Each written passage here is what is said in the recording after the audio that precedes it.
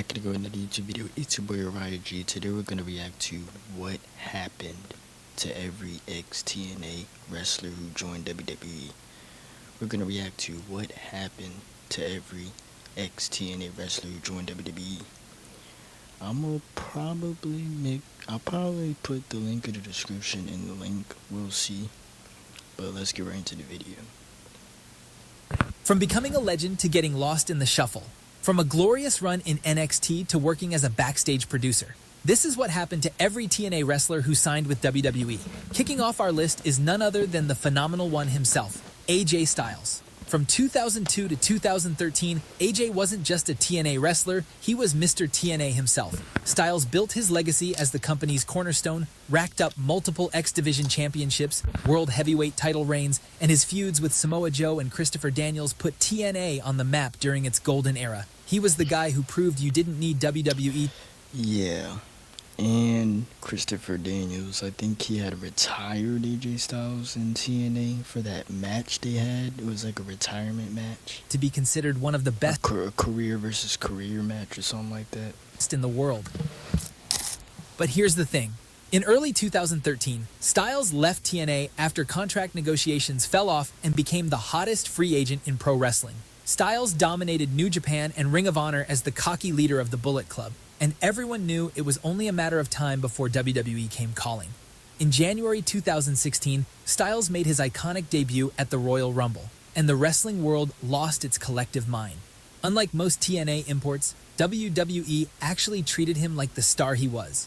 He won multiple WWE championships, had classic feuds with John Cena and Roman Reigns, and became a main... I can say AJ Styles is one of the only, I ain't gonna say only, but he's definitely up there for being one of the only TNA wrestlers to actually be a top WWE star. I can say that.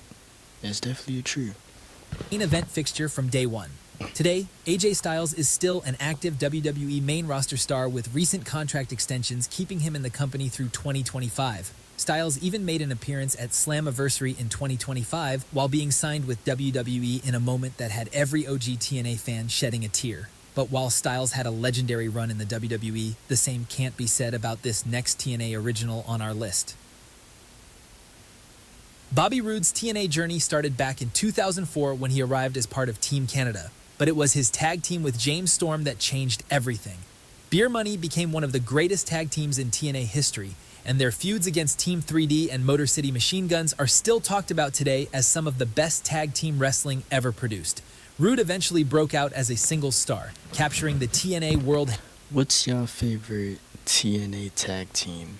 Heavyweight Championship and cementing himself as a main event player. In 2016, Roode left TNA and signed with WWE, heading straight to NXT. His glorious entrance became an instant phenomenon, and he won the NXT Championship during what many consider the brand's golden era. He got called up to the main roster where he had some solid mid-card title and tag title runs, though never quite reaching the main event level he deserved. After several start and stop pushes, and after undergoing multiple surgeries, Roode retired from in-ring competition in 2024.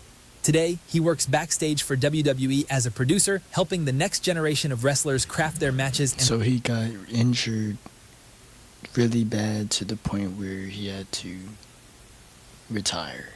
Storylines. But while Roode has found a respectable position within WWE's ecosystem, the same can't be said about his former tag team partner. I mean, you know, Bobby Roode is a good in-ring wrestler. I can say that. They didn't push him. He did win SmackDown Gold, SmackDown Tag Team Gold with Dolph Ziggler, I believe. They could have made him, you know, IC champion, or did he win a mid-card title? I don't know. I think he won US title. I could be wrong, but you guys think he could have been world champion? I mean, in a certain time period, yeah. Now, no. James Storm debuted in TNA way back in 2002 and became one of the most loyal wrestlers for the company. But that loyalty would come back to cost him dearly. As one half of Beer Money with Bobby Roode, he achieved tag team greatness with multiple World Tag Team Championship reigns. He also had a successful singles run, capturing the TNA World Heavyweight Championship in 2011 and feuding with major names like Kurt Angle and the Aces and Eights faction. But here's where things get messy. In late 2015, Storm had a brief run in NXT, but declined an offer from WWE in favor of returning to TNA, where he was promised another tag team run with Rude. In fact, AJ Styles' WWE entrance theme was originally recorded for James Storm, but he refused to sign with the company in favor of reforming Beer Money with Bobby Roode. Roode would later depart for NXT in 2016, and Storm would float around on Impact Wrestling without a clear direction. After leaving TNA in 2018, Storm became a mainstay on the NWA and independent circuit. He even made a brief return to TNA in 2022 and reformed America's Most Wanted with Chris Harris. Today, I think it was, I remember when James Storm was a heel, he had, I think it was some TNA wrestler named Gunner or something like that. And he had jumped off the rope or something, and then you just like gave him a super kick. James Storm as a heel, I remember that. That was like before he left TNA.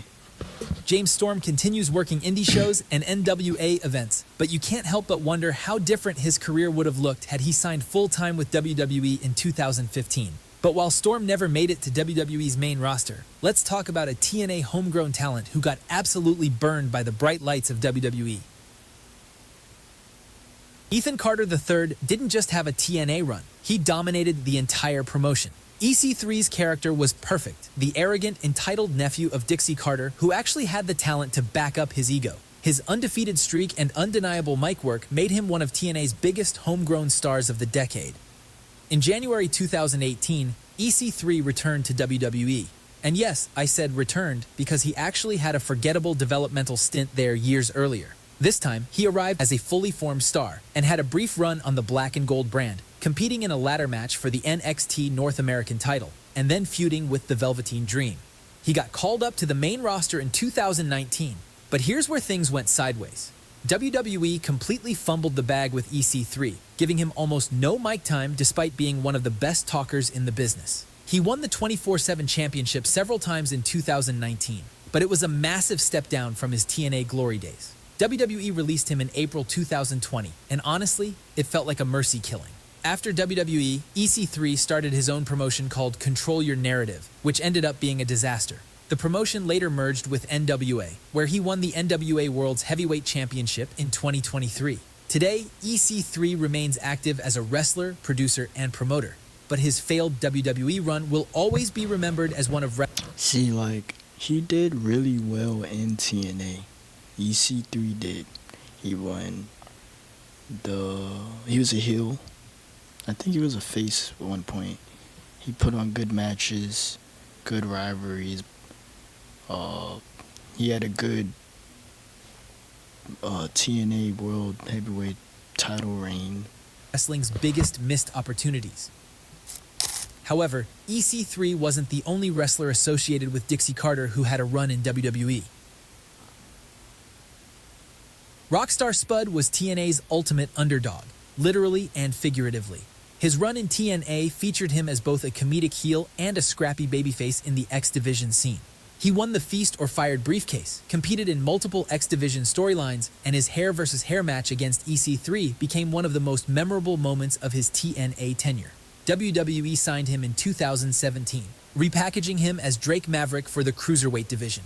His run on 205 Live featured him as a comedic manager-type character, and later becoming the manager for AOP.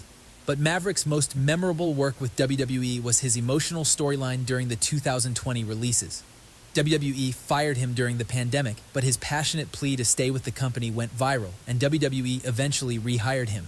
Today, Drake Maverick works for WWE as a writer and producer, occasionally making on-screen appearances. But while Maverick was never meant to be a world champion in the WWE, let's talk about a TNA original who had all the right ingredients, but WWE never pulled the trigger.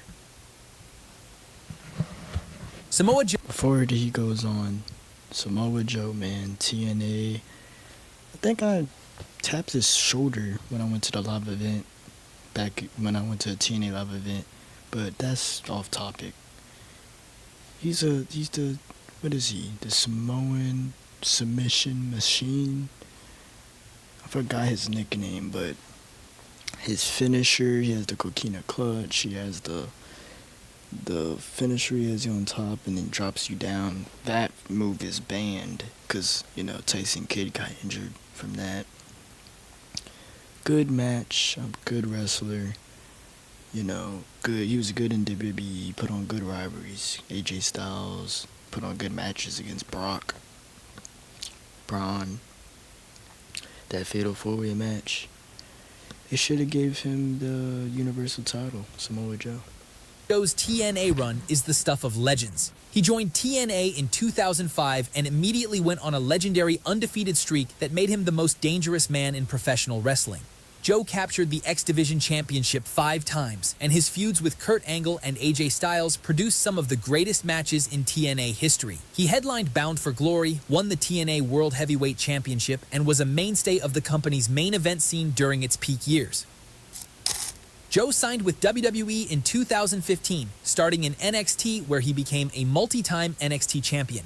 The main roster came calling in 2017, and Joe feuded with Brock Lesnar, AJ Styles, Roman Reigns, and other top stars while capturing the United States Championship.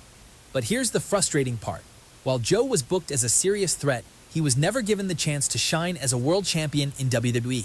Poor booking and injuries derailed his momentum multiple times. WWE used him as a commentator and enforcer when he couldn't compete, and he was released and rehired multiple times between 2021 and 2022. His final WWE release came in 2022, ending a complicated 7-year relationship with the company. Today, Samoa Joe is signed to AEW, where he has had multiple title reigns and is still going strong at the age of 46. While Joe has tasted success outside TNA, let's talk about a former TNA World Champion who was never able to recreate the magic once he left the company.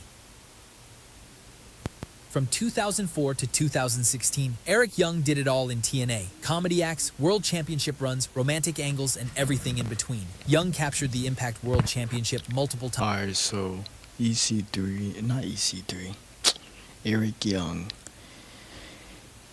They did well with him in TNA. Same thing as Samoa Joe and Bobby Roode. They were better talent in TNA. But Samoa Joe, he did good in WWE, really good. It's just they didn't push him. But Eric Young, I remember it was like some battle royal, and then he won the championship in the battle royal. He knows how to put on great matches. But let's continue.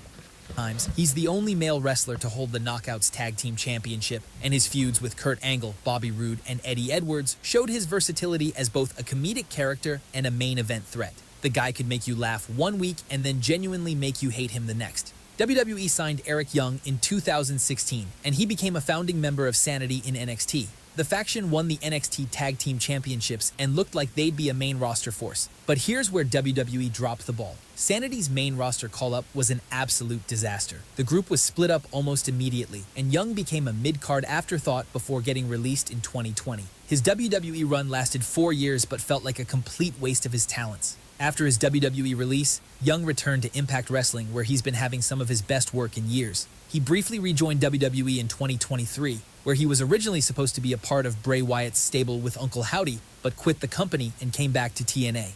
Today, Eric Young remains active in TNA, and his run proves that sometimes the grass Eric Young was supposed to be a part of the stable.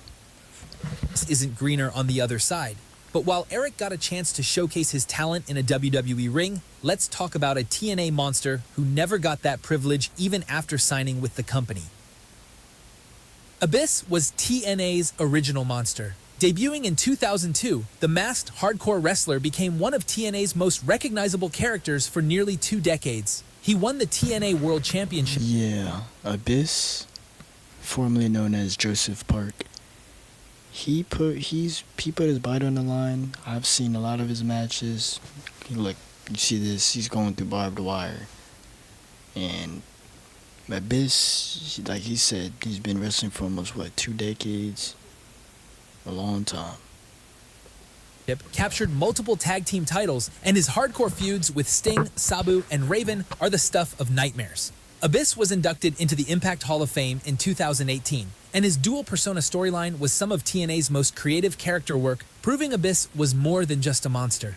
Now here's the interesting part. Abyss never actually had a notable WWE in-ring run. Despite being considered by WWE multiple times over the years, he remained a TNA loyalist through 2019. However, WWE eventually came calling once again, just not for his wrestling services. Starting in 2019, WWE hired Chris Parks as a backstage producer and coach. Today, Abyss works behind the scenes for WWE, helping structure matches and mentoring younger talent. He's retired from full-time in-ring competition, but remains an influential figure in wrestling. The monster finally found his home, just in a suit instead of his signature mask. Moving on from TNA's monster, let's talk about the most iconic tag team in TNA history who recently... Well, I know Chris Sabin, he won, he beat what? Who'd he beat? Bully Ray? That rivalry. He beat him for the TNA World Heavyweight Championship. But yeah, that was what happened to every ex-TNA wrestler who joined WWE. That was part 1. If y'all want to see part 2, let me know. But yeah, that was what happened to every ex-TNA wrestler who joined WWE. Tell me what you guys want to see next in the comments down below. I got more videos coming. Stay tuned, subscribe, like, comment, and yeah, Uriah out.